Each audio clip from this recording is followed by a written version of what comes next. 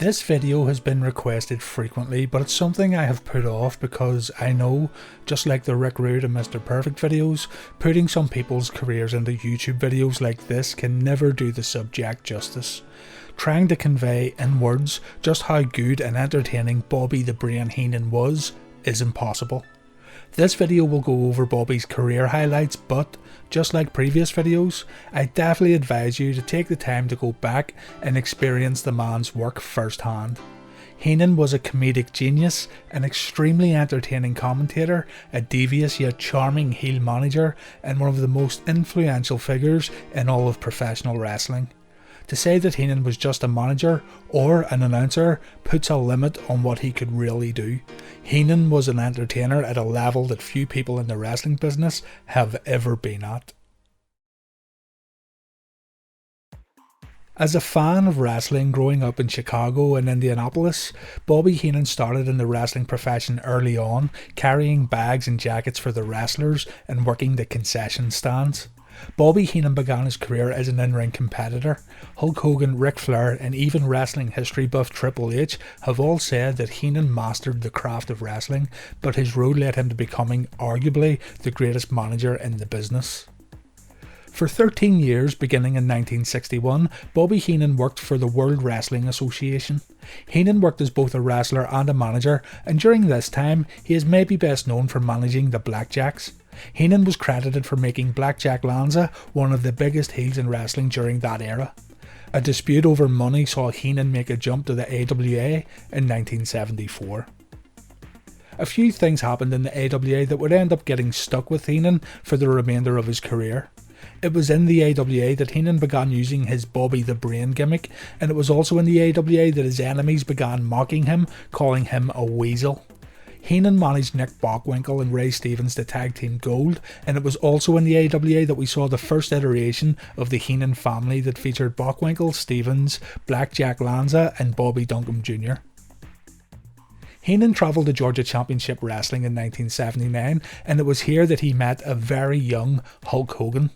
Bobby contacted Vern Gagne in the AWA and told him to sign Hulk Hogan right away, predicting that Hulk Hogan would be a huge star. How right was Bobby Heenan? After spending under a year in Georgia Championship Wrestling, Heenan himself went back to the AWA after getting fired by Ole Anderson.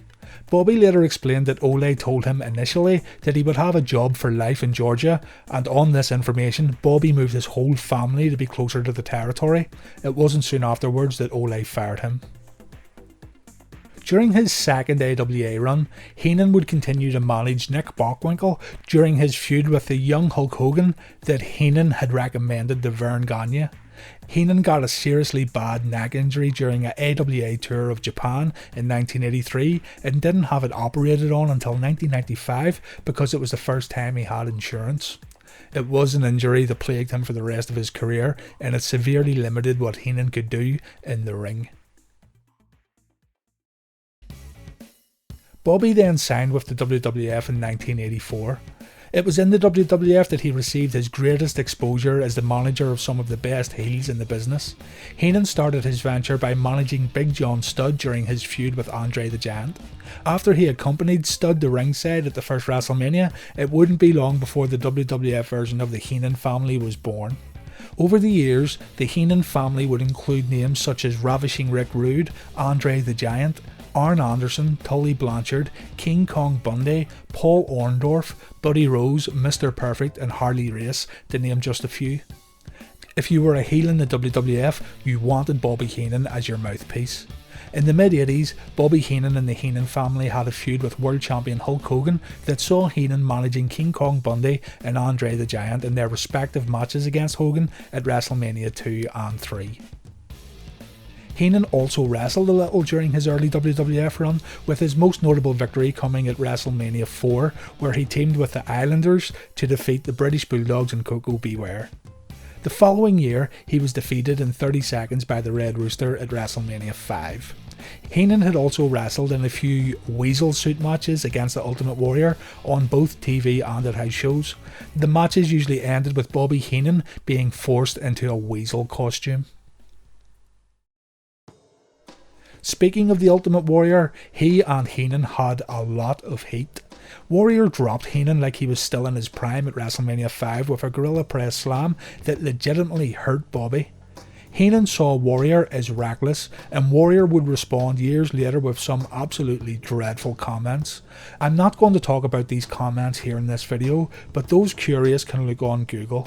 If you aren't familiar with what Warrior said, then prepare yourself. The amount of bad shit that came out of Warrior's mouth has all been conveniently forgotten by today's WWE. In 1991, Bobby Heenan would retire from managing, but would return as a manager when the great Ric Flair made his way to the WWF.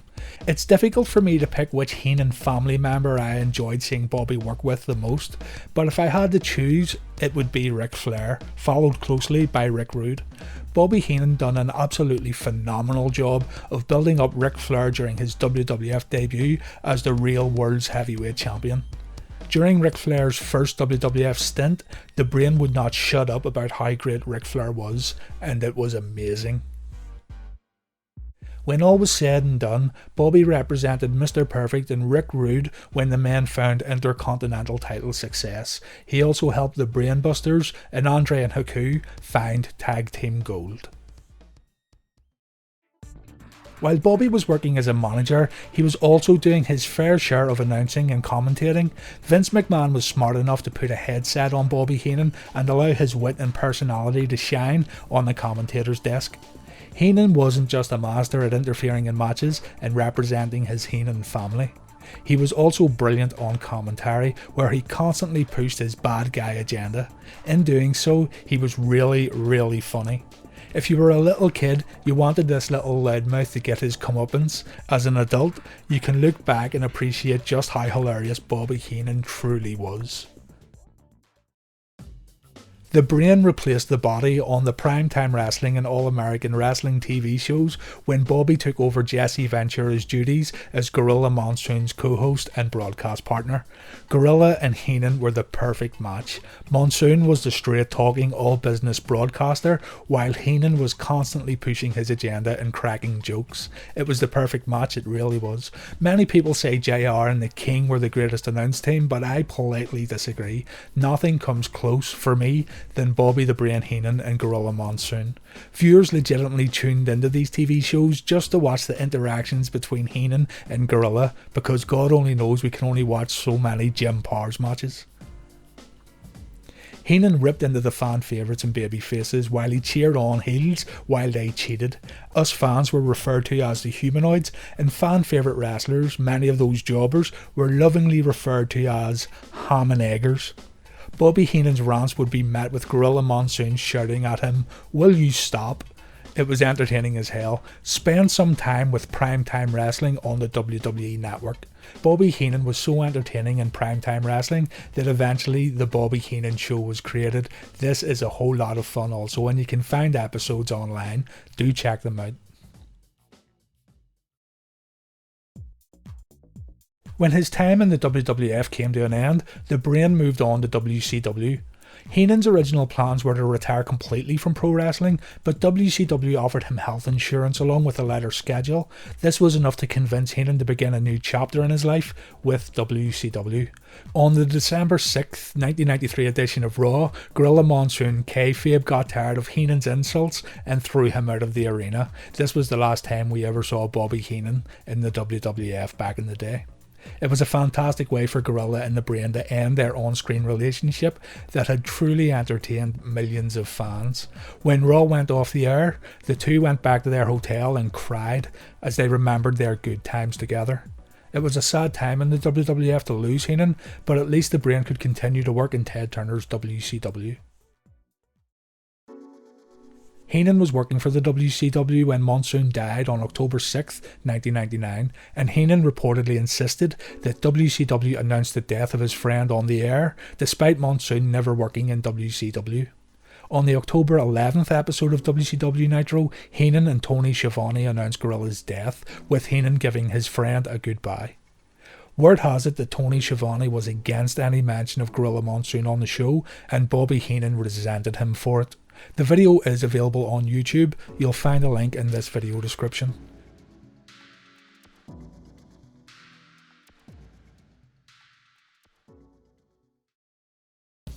Bobby was originally brought in to replace Jesse Ventura, yet again, as the colour commentator for WCW Saturday Night, but he eventually took over Ventura's position as the company's lead commentator.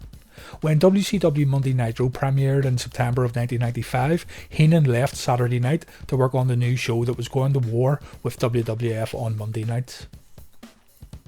In 1996, Heenan made a one-off return to his old manager role at the Great American Bash, where he represented two of his old WWF clients, Ric Flair and Arn Anderson, in a tag team match against his broadcast colleague Steve Mongo McMichael and then Carolina Panthers linebacker Kevin Green. Heenan was instrumental in convincing McMichael to turn on his partner, which eventually led Mongo to joining the Four Horsemen. Dark days indeed, but it was great to see Bobby Heenan managing once again.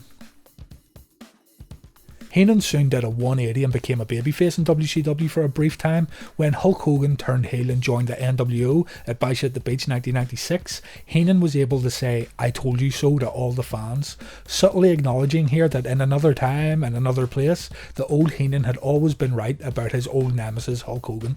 Heenan continued to rip into Hulk Hogan on commentary by gloating that he had been right all along about Hulk Hogan being a bad guy. WCW's Hog Wild 96 event from Sturgis was a free-to-enter motorcycle and biker fest because, bikers and wrestling totally mix, and the rumour was Bobby Heenan was drunk while on commentary. Eric Bischoff knew Heenan used to have a couple of cocktails before work, but noted that it was a different time back then to what it is now. One has to think that the motorcycle scene just wasn't for Bobby Heenan, along with the other 97% of the WCW roster, and he said, "Fuck it, I'll just have a few extra drinks to put up with this circus."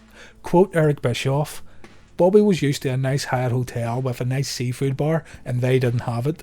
So for a guy like Bobby, who was used to kind of the finer things in life, to be stuck at Sturgis where it's hot, fucking noisy, you're hearing Harley Davidsons from 5:30 a.m. to 2 a.m, you're hearing nothing but 250,000 motherfucking Harleys making more noise than you can imagine, you can't sleep, you can't relax, you can't find a place to sit down that's clean and quiet.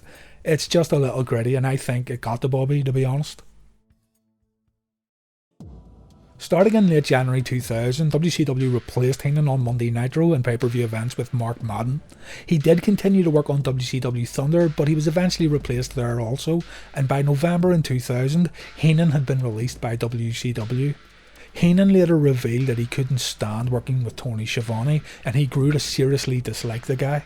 He even blamed Schiavone for Mark Madden replacing him on WCW Nitro. Heenan would go on to be very critical of WCW, and you can hear more about this in his shoot interviews, and if you can track it down, his book is also a great read if you want to hear more about his explicit thoughts on World Championship Wrestling. He just hated how WCW was ran. Quote Heenan, "WCW was like the city of the living dead. No one spoke and there was no camaraderie. The middle guys like Chris Benoit, Dean Malenko and Eddie Guerrero were never going to get a break because Bischoff liked to use Kevin Nash and other big guys. Most of the other people in WCW couldn't find their ass with their own hands." On April 1st, 2001, Bobby Heenan returned to the WWF and provided commentary for the gimmick Battle Royal match at WrestleMania 17 along with his old friend Mean Gene Okerlund. In 2002, Bobby Heenan announced that he was dealing with throat cancer. 2 years later, he was inducted into the WWE Hall of Fame class of 2004. His speech is enough to make grown men cry, and old school wrestling fans will truly appreciate Heenan's words. Make sure to check it out. Heenan would then go on to induct his clients Paul Orndorff, the Blackjacks, and Nick Bockwinkel in future Hall of Fame classes. By 2004, Bobby Heenan's cancer had gone into remission. The treatments caused a great deal of weight loss to Bobby, dramatically altering his appearance and his voice. In the years that followed, Heenan would have to have reconstructive surgery on his jaw, and also he had complications with infections on the surgically repaired jaw. It was heartbreaking to see Bobby's appearance change slowly over the years, but this didn't stop him from making appearances at fan conventions and signing autographs for those who appreciated his decades of work. As Bobby's health deteriorated, he also had a series of falls, which resulted in a broken shoulder and broken hips. In the end, Bobby Heenan died at the age of 72 due to complications from the throat cancer that had been in remission since 2004. The cause of death was officially noted as organ failure. WWE commentator Jim Ross first broke the news about Bobby Heenan's death via Twitter. Heenan may not be with us today, which truly is sad, but the work he left behind is enough to make us happy again. Heenan was absolute solid gold, naturally built for the wrestling business, and everything you could want from a manager and commentator. Saying that, Heenan was much more than what his job description suggests. The man was an incredible entertainer with a great mind. Bobby Heenan no longer being with us is a terrible loss to the world of professional wrestling.